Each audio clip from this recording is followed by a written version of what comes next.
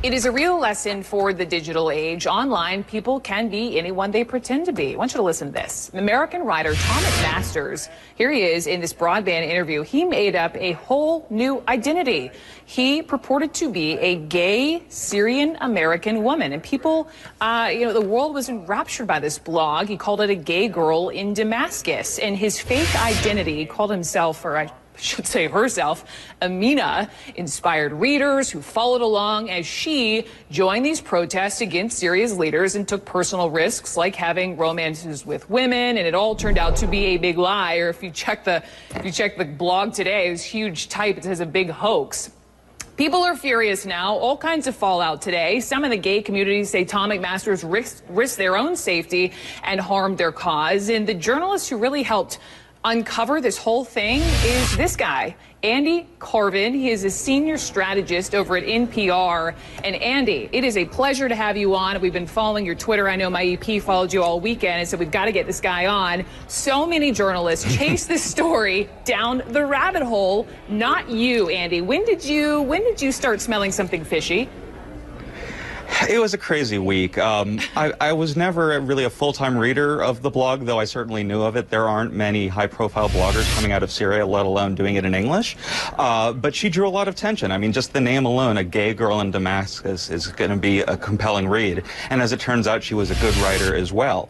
But not too long after word got out on Monday that supposedly she had been kidnapped, I began hearing from sources of mine in the Syrian community, including some gay Syrians, and not only were they skeptical of her stories, they weren't totally convinced she existed either. So I just started asking questions on Twitter and Facebook. Have any of you met her in person? Do you know her at all?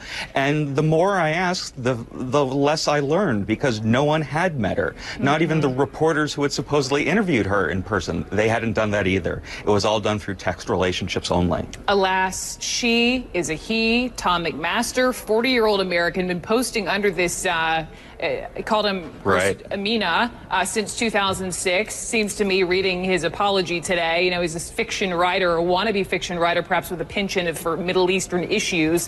What have you learned about him? And by the way, what have you also learned about the photo? Who was the woman this woman? Who is she? Well, let's start with that.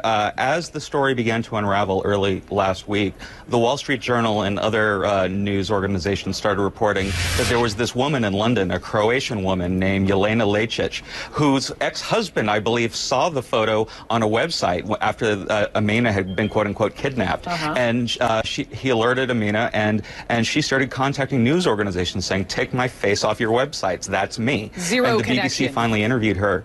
Zero connection to this whole story. Never met her. Tom MacMaster, who is he? Possibly 100. Yes. From what we can tell, he's originally from the Atlanta area, and he's currently studying at the University of Edinburgh in Scotland, focusing on medieval studies, Byzantine studies, in fact. And so it appears at some point over the last 5 years he was interested in doing this online experiment, trying to push the boundaries between truth and fiction. And it just grew and grew and grew. And now we have Amina essentially fooling everyone who had followed her up to this point. Sue, I know that you have dissected this guy sort of inside out. His execution was poor. He says his intentions were good. I listened to this interview. I also read part of the mea culpa on the blog, and I want to read just part of it. He said, my intentions were good. I got carried away.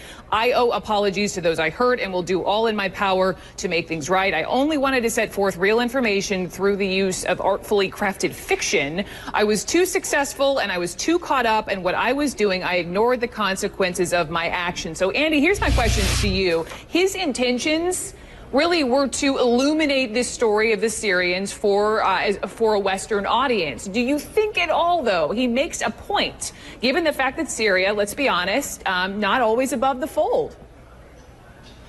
Well, I think that is an important point, because news organizations around the world are struggling to get quality information out of Syria.